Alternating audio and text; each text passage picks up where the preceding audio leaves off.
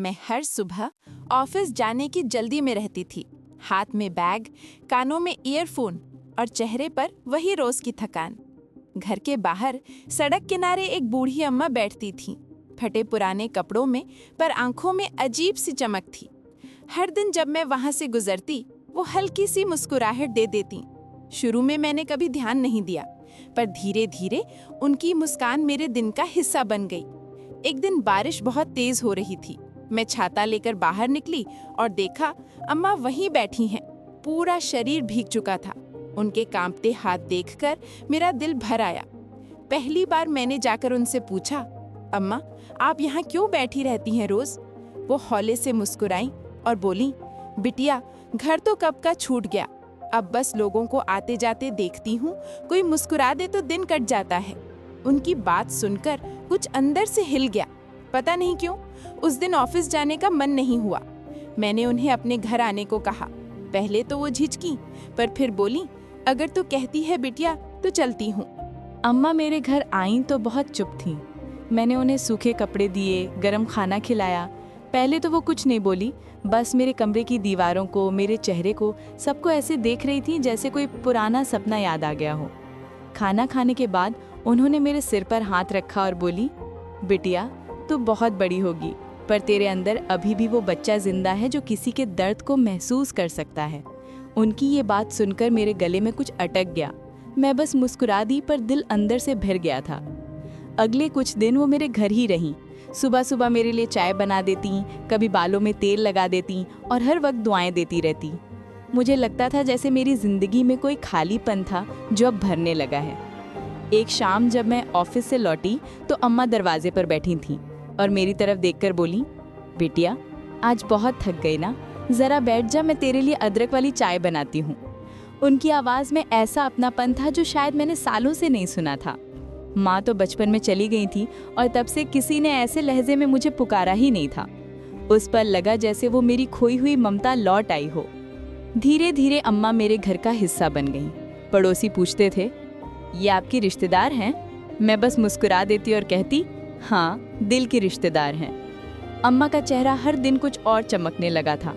वो कहती, बिटिया, अब तो मुझे लगता है भगवान ने मुझे तेरे पास भेजा ही इसलिए था। मैं उनकी हंसी सुनकर सोचती थी, कितनी अजीब बात है। कुछ लोग खून के रिश्तों से नहीं बल्कि दिल की गर्मी से जुड़ते हैं और वही सबसे सच्चे होते हैं। वक्त बहुत शांत और खूबसूरत चल रहा था। अम्मा मेरे लिए अब सिर्फ एक मेहमान नहीं रही, बल्कि मेरी दुनिया का हिस्सा बन चुकी थी। सुबह उठकर वो मंदिर में दीपक जलाती, फिर मेरे ऑफिस जाने से पहले मेरे माथे पर हाथ रखकर आशीर्वाद देती। जैसे सूरज सबको रोशनी देता है, वैसे ही तू सबके काम आना बिटिया। मुझे ये सुनना अच्छा लगता था, पर मैं उस वक्त उस बात की गहराई नहीं समझती थी। एक दिन ऑफिस में बहुत तनाव भरा माहौल था। कंपनी में प्रमोशन के लिए इंटरव्यू होना था और मैं सबसे जूनियर थी। सारे सीनियर लोग मेरे अंदर कमी निकाल रहे थे। इतनी छोटी उम्र में इसे प्रमोशन कैसे मिल सकता है? मैं बहुत घबरा गई थी। घर आकर रो पड़ी। अम्मा ने मुझे चुपचाप देखा, फिर धीरे से बोली, बिटिया, लोगों की बातों से डरना मत। जितनी देर तू दूसरों को समझाने में लगाएगी, उतनी देर में अपनी मुस्कान खो देगी। जिस दिन तू खुद पर भरोसा कर लेगी, दुनिया तुझ पर यकीन करने लगेगी। उनकी बात सीधे दिल के अंदर उतर गई। उस रात मैंने पहली बार बिना डर के अपने सपनों के बारे में सोचा। सुबह अम्मा ने मेरे हाथ में एक रुद्राक्ष की माला दी और कहा, इसे भाग्य मत समझना बिटिया, इसे अपने आत्मविश्वास की निशानी समझना।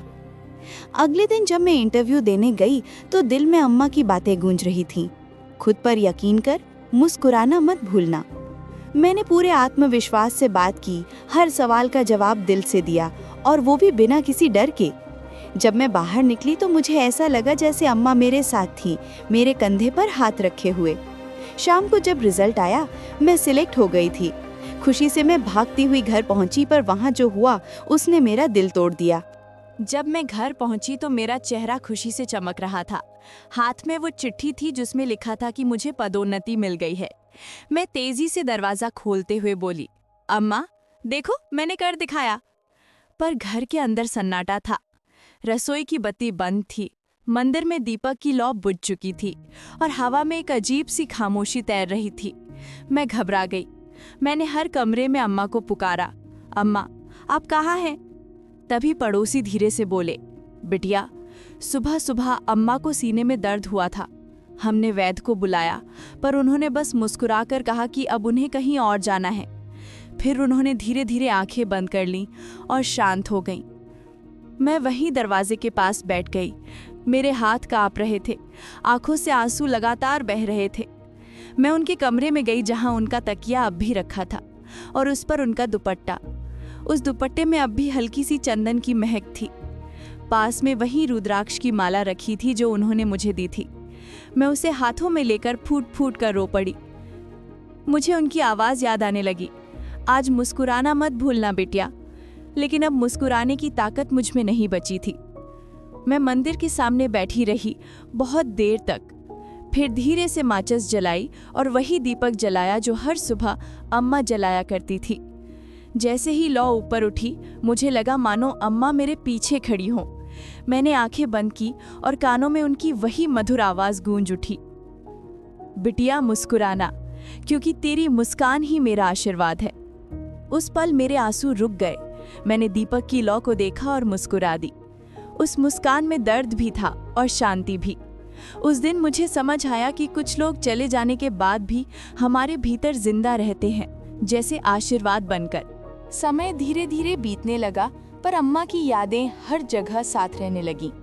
सुबह उठती तो ऐसा लगता जैसे वो रसोई से पुकार रही हूँ, बिटिया नाश्ता कर ले, देर हो जाएगी।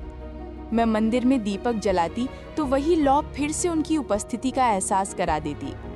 अब हर सुबह मैं बिना भूल के उनके नाम का दीपक जलाती थी।